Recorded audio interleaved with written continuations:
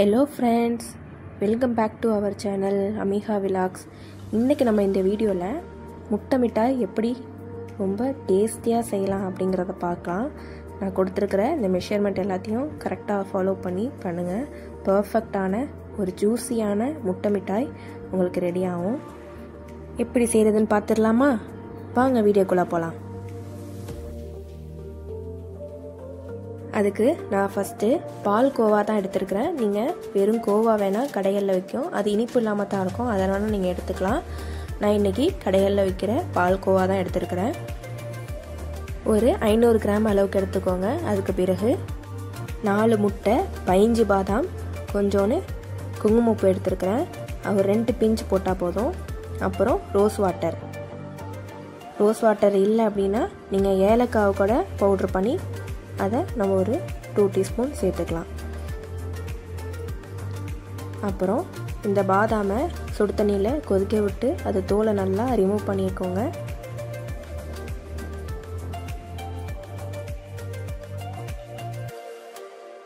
அந்த தோலெல்லாம் ரிமூவ் பண்ணதுக்கு பிறகு ஒரு மிக்ஸி ஜாரில் அந்த பாதாம் எல்லாத்தையும் போட்டு கொஞ்சோண்டு தண்ணி ஊற்றி இந்த பதத்துக்கு அரைச்சி எடுத்துக்கோங்க. அதுக்கு பிறகு ஒரு பவுலில் நம்ம எடுத்து வச்சுருந்த அந்த பால் கோவாவை இதில் நம்ம ஆட் பண்ணிக்கலாம். ஆட் பண்ணதுக்கு பிறகு நம்ம அரைச்சி வச்சுருந்த பாதாமையும் இதில் சேர்த்துக்கலாம். சேர்த்துட்டு ரெண்டுத்தையும் நல்லா மிக்ஸ் பண்ணி விட்டுக்கோங்க.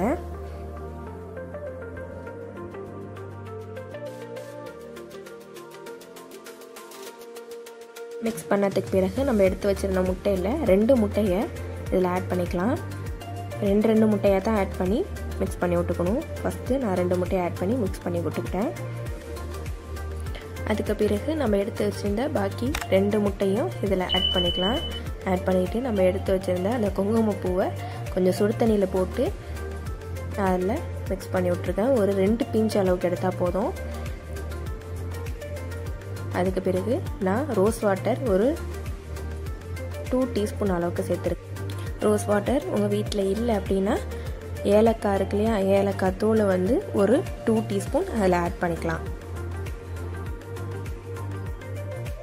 எல்லாத்தையும் நல்லா மிக்ஸ் பண்ணி விட்ருங்க. மிக்ஸ் பண்ணது பிறகு நான் ஒரு 3 டீஸ்பூன் அளவுக்கு அதில் சுகர் ஆட் பண்ணியிருக்கேன். ஆட் பண்ணிவிட்டு ஆல்ரெடி நமக்கு வந்து பால்கோவா இனிப்பு இருக்கும், அதனால் ஒரு 3 ஸ்பூன் அளவுக்கு போட்டால் போதும்.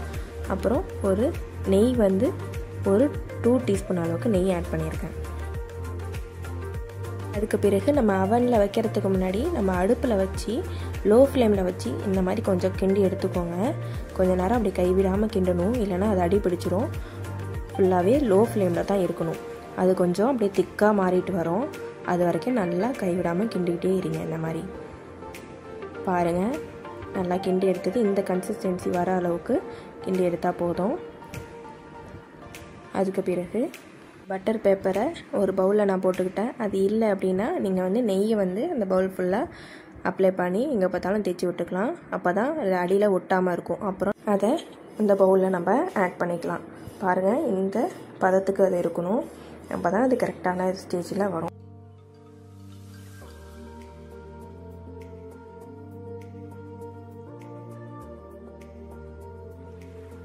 ட்ரான்ஸ்ஃபர் பண்ணது பிறகு அதை நம்ம இப்படி லைட்டாக தட்டி விட்டுக்கலாம். அப்போ தான் இடையில கேப் இல்லாமல் நல்லா அது செட் ஆகும். அதுக்கு பிறகு நான் கொஞ்சோண்டு பாதாமை மிக்சியில் கிரைண்ட் பண்ணி அது மேலே ஃபுல்லாக இப்படி ஸ்ப்ரெட் பண்ணி அது மேலே போட்டு விட்டுக்கலாம்.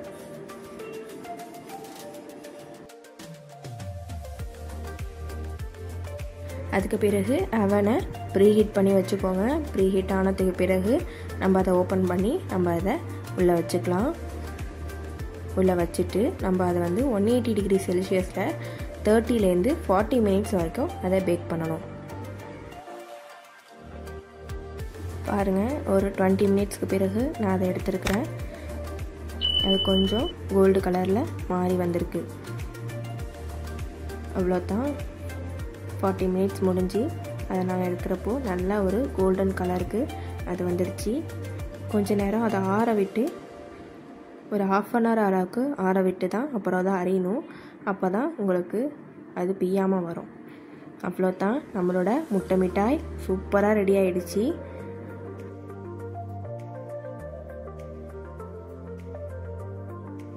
டேஸ்ட்டு ரொம்பவே அல்டிமேட்டாகவே இருந்துச்சு.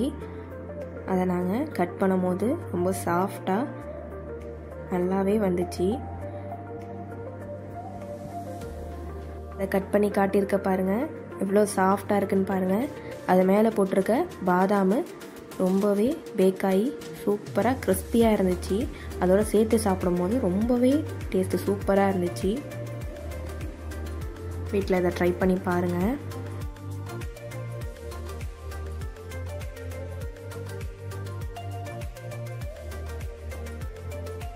இவ்வளோதான், ரொம்பவே டேஸ்டான ஜூஸியான வாயில் போட்டோன்னே கரையிற அளவுக்கான ஒரு முட்டை மிட்டாய் சூப்பராக ரெடி ஆகிடுச்சு.